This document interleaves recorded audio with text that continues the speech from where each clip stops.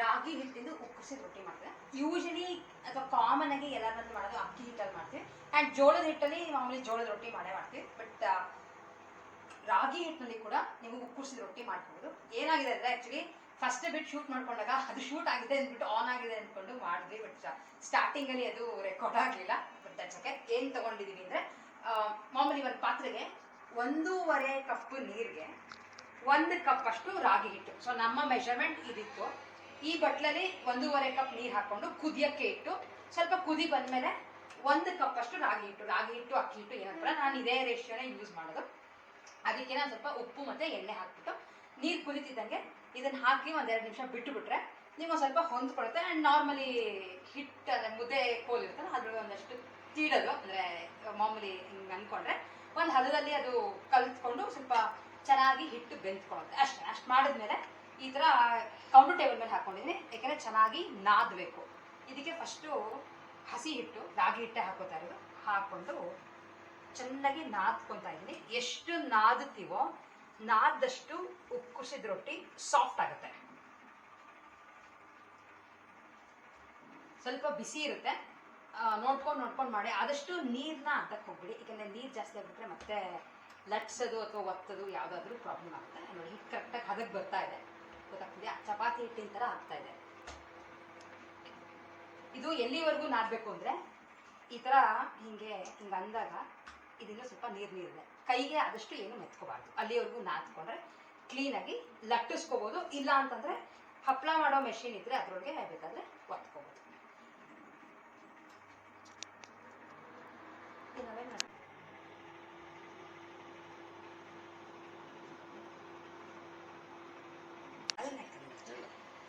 Actually ಒಟ್ಟಿಗೆ ನಾದ್ಕೊಳ್ಳೋದು ಸ್ವಲ್ಪ ಕಷ್ಟ ಆದರೆ ಅದು ಬಿಸಿ ಇರುತ್ತಲ್ಲ, ಒಳಗಡೆ ಇನ್ನೂ ಸ್ವಲ್ಪ ನೀರು ಹಬೆ ಎಲ್ಲ ಇರುತ್ತೆ.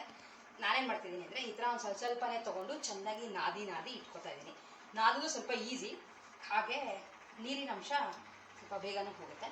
ಹಾಗೆ ನೀವು ನಾದ್ಕೋತೀರ ಫುಲ್ಲು ಅಂದರೆ ನೀವು ಮಾಡ್ಕೋಬೋದು.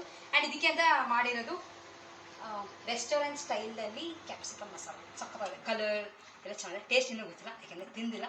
ಇದಾದಮೇಲೆ ಒಟ್ಟಿಗೆ ತೋರಿಸ್ತೀನಿ. ಕ್ಲೀನಾಗಿ ನಾದಿಟ್ಕೊಂಡಿದ್ದೀನಿ. ಇಲ್ಲಿ ನೋಡಿ, ಒಂಚೂರು ಕೈಗೆ ಮೆತ್ಕೋತಿಲ್ಲ, ಈ ಥರ ಇದೆ. ಈಗ ಮಾಮೂಲಿ ಚಪಾತಿ ಲಟ್ಟಿಸ್ದಂಗೆ ಲಟ್ಟಿಸೋದು. ಅಂದರೆ ತುಂಬ ತೆಳ್ಳಗಾಗಲ್ಲ, ಸ್ವಲ್ಪ ಇದೇನಿದ್ರು ದಪ್ಪನೇ ಇರಬೇಕು. ಹಿಟ್ಟಿಗೆ ರಾಗಿ ಹಿಟ್ಟೆ ಇಟ್ಕೊಂಡಿದ್ದೀನಿ. ನೀವು ಅಕಸ್ಮಾತ್ ಇಲ್ಲ ಅಂದರೆ ಅಕ್ಕಿ ಹಿಟ್ಟು ಕೂಡ ಇಟ್ಕೋಬೋದು.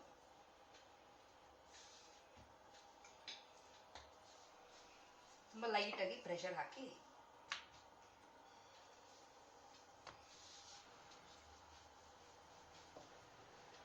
ತುಂಬ ದೊಡ್ಡದಾಗಲ್ಲ, ಸ್ವಲ್ಪ ಚಿಕ್ಕದೇ.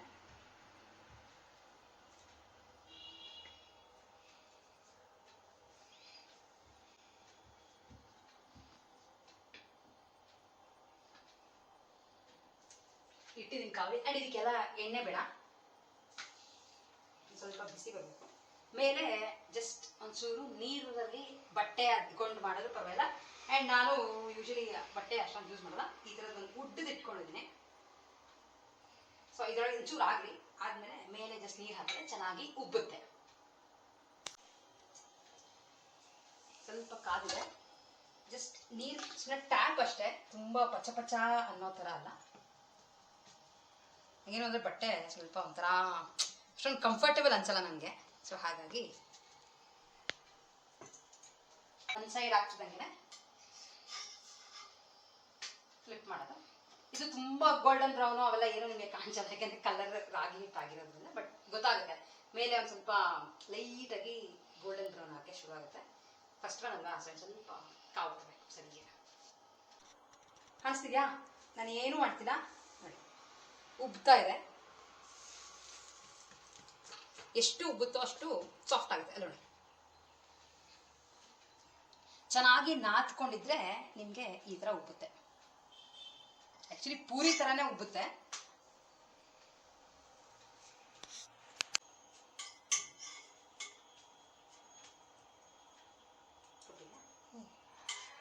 ನೀವು ಹತ್ತಿರದಿಂದ ನೋಡಿದ್ರೆ ಇಲ್ಲಾಗಿದೆ, ಸ್ವಲ್ಪ ಗರಿಗರಿಯಾಗಿ ಆಗುತ್ತೆ ಮೇಲೆ. ರಾಗಿ ಆಗಿರೋದು ನಿಮಗೆ ಗೋಲ್ಡನ್ ಕಲರ್ ಬರುತ್ತಲ್ಲ, ಅದೇ ಅಕ್ಕಿದಾರೆ ಕ್ಲೀನಾಗಿ ಲೈಟ್ ಗೋಲ್ಡನ್ ಬ್ರೌನ್ ಬರುತ್ತೆ. ಸೊ ರೆಡಿ ಇದೆ.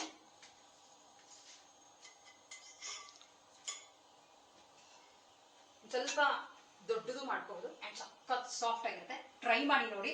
ಇನ್ನು ಇದಾದ್ಮೇಲೆ ಅಷ್ಟು ಮುಗಿಸ್ಬಿಡ್ತೀನಿ. ಅದಾದ್ಮೇಲೆ ನಮ್ಮ ಪ್ಲೇಟ್ ಹೇಗಿರುತ್ತೆ ಅನ್ನೋದನ್ನ ತೋರಿಸ್ತೀನಿ ನಿಮಗೆ. ರಾಗಿ ಕುಕ್ಕರ್ಸಿದ ರೊಟ್ಟಿ ರೆಡಿ ಇದೆ.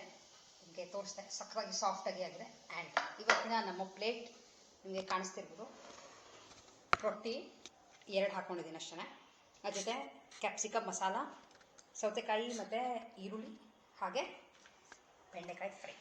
ಸೊ ಇಷ್ಟು ನಮ್ಮ ಬೆಳಗ್ಗಿನ healthy breakfast plate and colourful plate. So ಸಿಗ್ತೀನಿ ಆಮೇಲೆ. ವಿಡಿಯೋನಲ್ಲಿ ಹೇಳಿದ್ದೆ ನಿಮಗೆ ಸೀರೆ ಪರ್ಚೇಸ್ ಮಾಡೋಕ್ಕೆ ಹೋಗಿದ್ವಿ ಅಂತ. ತೋರಿಸ್ಬಿಡೋಣ ಅಂತ ಅನ್ಕೊಂಡೆ. ಯಾಕೆಂದರೆ ನನಗೆ ಅಷ್ಟೊಂದೆಲ್ಲ ತುಂಬ ದಿನ ಇಡೋದು, ಸಸ್ಪೆನ್ಸ್ ಇಡೋದು, ಏನು ಕತೆ ಅವೆಲ್ಲ ಎಂಥದಿಲ್ಲ. ಜಸ್ಟ್ ತುಂಬ ಜನ ಕೇಳಿದೆ ಏನು ಕಲರ್ ತಂದಿರ್ಬೋದು ಅಂತ ಕೆಲವರು ಕಾಮೆಂಟ್ ಮಾಡಿದ್ರಿ. ಆದರೆ ಈ ಸಲ ನಾನು ಟ್ರೆಂಡಲ್ಲೇ ಹೋಗೋಣ ಅಂತ ತುಂಬ ಟ್ರೆಂಡಿಂಗಲ್ಲಿ ಇರೋವಂಥ ಒಂದು ಕಲರ್ ಕಾಂಬಿನೇಷನ್ ಸೀರೆನೇ ತೊಗೊಂಡು ಬಂದಿರೋದು. ತೋರಿಸ್ತೀನಿ ಬೇಗ. ಆ್ಯಂಡ್ ಅದಕ್ಕಿಂತ ಮುಂಚೆ ನಮ್ಮದು ಯೂಶ್ವಲಿ ಏನು ಗೊತ್ತಾ, ಎಷ್ಟೇ ಸೀರೆಗಳು ಅವೆಲ್ಲ ನಾನು ಪರ್ಚೇಸ್ ಮಾಡೋಕ್ಕೆ ಹೋದರೂ ನಮ್ಮ ಶಾಪಿಂಗ್ ಟೈಮ್ ತುಂಬ ಕಮ್ಮಿ. ಆ್ಯಂಡ್ ಹಾಗಾಗಿ ಸೀರೆಗಳು ತರಕ್ಕೆ ಹೋದರೆ ನಾನು ವೆಂಕಟೇಶ್ ಇಬ್ಬರು ಹೋಗಿರ್ತೀವಿ. 5 ರಿಂದ 10 ನಿಮಿಷ ಅಷ್ಟೇ ಮ್ಯಾಕ್ಸಿಮಮ್ ನಮ್ಮ ಸ್ಯಾರಿ ಶಾಪಿಂಗ್ ಟೈಮ್ ಇರೋದು.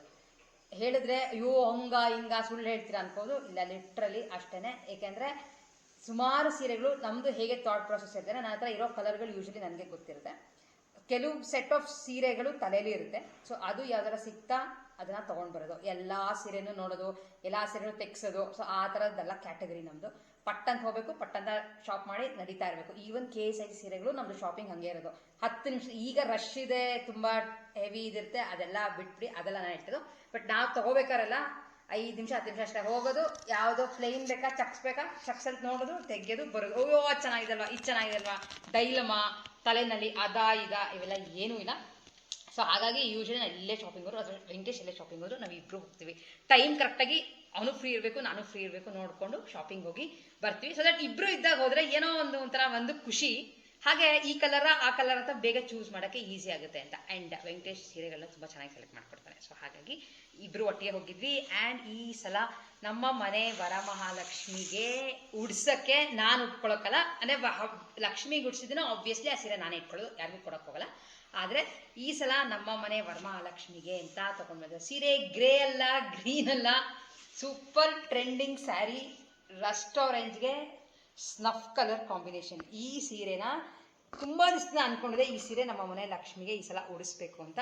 ಚಿಕ್ಕದು ಬುಟ್ಟ ಇದೆ. ಹೋಗ್ತಿದ್ದಂಗೆ ಒಂದು 4-5 ಸೀರೆ ತೆಗೆದುಹಾಕರು. ಆ್ಯಂಡ್ ನನಗೆ ವೀಡಿಯೋ ಎಲ್ಲ ಮಾಡ್ಕೊಳಕ್ಕಾಗಲ್ಲ, ಯಾಕೆಂದರೆ ಸುಮಾರು ಅಂಗಡಿಗಳಲ್ಲಿ ಅಲೋ ಮಾಡಲ್ಲ. ಸೊ ಹಾಗಾಗಿ ನಾನು ಅದೆಲ್ಲ ತುಂಬ ಕೇಳೋದವ್ರನ್ನ ಅವೆಲ್ಲ ಏನು ಹೋಗಲ್ಲ. ಸೊ ಎಸ್, ನನಗೆ ಮೇಯ್ನ್ ಸೀರೆ ಸಿಗಬೇಕಿತ್ತು. ಸೀರೆ ಈ ಥರ ಇದೆ. ಆ್ಯಂಡ್ ನಾವು ಹೋಗಿದ್ದು ಅಂಗಡಿ ಸಿಲ್ಕ್ಸ್ಗೆ, ಜಯನಗರ್.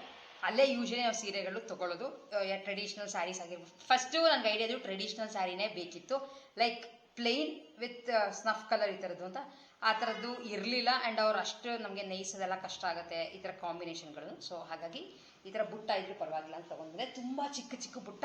ಆ್ಯಂಡ್ ಬಾರ್ಡರ್ ನನಗೆ ಬೆಂಟೆಕ್ಸ್ ಬಾರ್ಡರ್ ಎಲ್ಲ ಬೇಕಾಗಿರಲಿಲ್ಲ. ಆ್ಯಂಡ್ ತುಂಬ ದೊಡ್ಡ ಬಾರ್ಡರ್ ಕೂಡ ಆಮೇಲೆ ಉಡಕ್ಕೂ ನನಗೂ ಸರಿ ಹೋಗಲ್ಲ ಅಂದ್ಬಿಟ್ಟು ಚಿಕ್ಕದೇ ತೊಗೊಂಡು ಬಂದಿದ್ದೀನಿ. ಆ್ಯಂಡ್ ಪಲ್ಲು ಮಾತ್ರ ಸಕ್ಕತ್ತಾಗಿದೆ.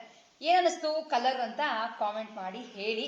ಆ್ಯಂಡ್ ಇದಕ್ಕೆ ಕಾಸ್ಟ್ ನಾವು ಕೊಟ್ಟಿದ್ದು 12,500 ಆಯಿತು. ಲೈಕ್ ಕಾಸ್ಟ್ಲಿ ನನಗೆ ನಡೆಯುತ್ತೆ. ಒಂದ್ಸಿನವೇನು ಆ ಥರದ್ದು ತೊಗೊತೀನಿ ಲಕ್ಷ್ಮಿಗೆ ಉಡ್ಸೋಕ್ಕೂ. ನಾನು ಫಸ್ಟೇ ಹೇಳಿದೆ, ನಾವು ಉಟ್ಕೋತೀವಿ ಅಂದಮೇಲೆ ಡೆಫಿನೆಟ್ಲಿ ನಮ್ಮ ಮನೆ ಲಕ್ಷ್ಮಿಗೂ ಅದೇ ಥರದೇ ಉಡಿಸ್ತೀನಿ ಅಂತ. ಸೊ ಇದನ್ನು ತೊಗೊಂಡು ಬಂದೆ. ಆ್ಯಂಡ್ ಒಂದು ಸಲ ನಿಮ್ಗಳಿಗೂ ಪಲ್ಲು ಬ್ಲೌಸ್ ಪ್ಲೇನ್ ಕೊಟ್ಟಿದ್ದಾರೆ. ಆ್ಯಂಡ್ ಪಲ್ಲು ತೋರಿಸ್ತೀನಿ ನಿಮಗೆ. ಫಸ್ಟು ಈ ಸೀರೆ ನಾವು ಕೇಳೋದು ನೀವು ಉಡಿಸ್ಕೊಂಡು ನೋಡ್ತೀರಾ ಅಂತ. ಆ್ಯಂಡ್ ನಾನು ಅದೇ ಆಮೇಲೆ ಲಕ್ಷ್ಮಿಗೆ ಉಡ್ಸೋದ್ರಿಂದ ಈ ಸೀರೆ ಉಡ್ಸ್ಕೊಂಡೆಲ್ಲ ನಾನು ನೋಡಲ್ಲ ಅಂತ. ಆ್ಯಂಡ್ ಇದಕ್ಕೆ ಈ ಥರ ಬ್ಯೂಟಿಫುಲ್ಲಾಗಿ ಪಲ್ಲು ಬಂದಿದೆ. ಇಷ್ಟೇ, ತುಂಬ ಏನು ಗ್ರ್ಯಾಂಡ್ ಇಲ್ಲ. ಆಮೇಲೆ ನಂಗೆ ತುಂಬ ಓವರ್ ವರ್ಕ್ ಎಲ್ಲ ಇಷ್ಟ ಆಗಲ್ಲ. ನೋಡಿದ್ರೆ ನನಗೆ ತುಂಬ ಜನ ನನ್ನ ಯಾವ ಥರ ಇಷ್ಟಪಡ್ತೀನಿ ಅಂತ. ಸೊ ಈ ಥರದ್ದು ಸೀರೆ. ಆ್ಯಂಡ್ ಇದು ಇದಕ್ಕೆ ಬಂದಿರೋವಂಥ ಪ್ಲೇನ್ ಬ್ಲೌಸ್ ಮೇಲೆ ತುಂಬ ಚಿಕ್ಕದಾಗಿ ಸೆಲ್ಫ್ ಬುಟ್ಟ ಇದೆ. ನಿಮಗೆ ಗೊತ್ತಾಗ್ತಿದೆಯಾ ಗೊತ್ತಿಲ್ಲ, ಬಟ್ ಕಾಣಿಸ್ತಾ ಇದೆ. ನನಗೆ ಇದರದ್ದು ಜರಿ ಮತ್ತು ಇದು ತುಂಬ ಇಷ್ಟ ಆಯಿತು. ಸೊ ಫೈನಲಿ ಯಾವ ಸೀರೆ ಹುಡುಕ್ತಿದ್ನೋ ಅದೇ ಸೀರೆನೇ ಸಿಕ್ತು. ಸೊ ಎಸ್, ಇಷ್ಟು ನಮ್ಮ ಇವತ್ತಿನ ವಿಡಿಯೋ ಆಗಿತ್ತು. ಆ್ಯಕ್ಚುಲಿ ಇನ್ನೊಂದು ಸ್ವಲ್ಪ ರಿಟರ್ನ್ ಗಿಫ್ಟ್ಸು ಎಲ್ಲ ತರೋದು ಪ್ಲ್ಯಾನ್ ಇದೆ. ಹೋದ ನಿಮ್ಗೆ ಹೇಳಿದೆ ಚಿಕ್ಕಪೇಟೆಗೆ ಹೋಗ್ಬಿಟ್ಟು ವಾಪಸ್ ಬಂದ್ವಿ ಏನು ತೊಗೊಳ್ದಂಗೆ ಅಂತ. ಸೊ ಮತ್ತೆ ಹೋಗಬೇಕು, ಅಲ್ಲೇ ಆದರೆ ಕ್ಲೀನಾಗಿ ನಾವು ನೋಡ್ಕೊಂಡು ತರ್ಬೋದು ಅಂತ ಅಷ್ಟೇ. ಇದ್ದಾರೆ ಆನ್ಲೈನಲ್ಲಿ ಬೇಕಿದ್ರೆ ತರಿಸ್ಕೋಬೋದು. ಬಟ್ ಯಾವ್ಯಾವ ವೆರೈಟಿಗಳು ಏನೇನು ಸಿಗುತ್ತೆ ಹಾಗೆ ನಾನು ಹೋದಾಗ ನಿಮ್ಗಳಿಗೂ ಒಂದು ವಿಡಿಯೋ ಮಾಡಿ ತೋರಿಸಿದ್ರೆ ತುಂಬ ಜನಕ್ಕೆ ಉಪಯೋಗ ಆಗುತ್ತೆ ಅಂತ ಆದಷ್ಟು ನಾನು ಅಂಗಡಿಗಳಿಗೆ ಹೋಗಿ ತೊಗೊಂಡು ಬಂದು ನಿಮ್ಗಳಿಗೂ ತೋರಿಸ್ತೀನಿ. ಆ್ಯಂಡ್ ಕೆಲವು ಚೆನ್ನಾಗಿರೋದು ಈ ಸಲ ಬ್ಲೌಸ್ ಪೀಸ್ಗಳನ್ನೂ ತರೋಣ ಅಂದ್ಕೊಂಡಿನಿ. ಸುಮ್ಮನೆ ಯಾವಾಗಲೂ ಆ ಬ್ಲೌಸ್ ಪೀಸ್ಗಳಂತೂ ಒಬ್ಬರಿಂದ ಒಬ್ರಿಗೆ ಸುಮ್ಮನೆ ಹೋಗ್ತಾ ಇರುತ್ತೆ, ಆ ಥರದ್ದು ಬೇಡ, ಚೆನ್ನಾಗಿರೋದನ್ನೇ ತೊಗೊಂಡು ಬರೋಣ ಅಂತ ಅಂದ್ಕೊಂಡಿನಿ. ಎಲ್ಲದಕ್ಕೂ ಇನ್ನೇನು ಈ ವೀಕಲ್ಲೇ ಹೋಗಿ ಬಂದುಬಿಟ್ರೆ ಒಳ್ಳೆಯದು, ಆಮೇಲೆ ರಶ್ ಜಾಸ್ತಿ ಆಗಿಬಿಡುತ್ತೆ, ಎಲ್ಲೂ ಅಂಗಡಿಗಳಲ್ಲಿ ಒಂಥರ ಫ್ರೀಯಾಗಿ ನೋಡೋಕ್ಕಾಗಲ್ಲ.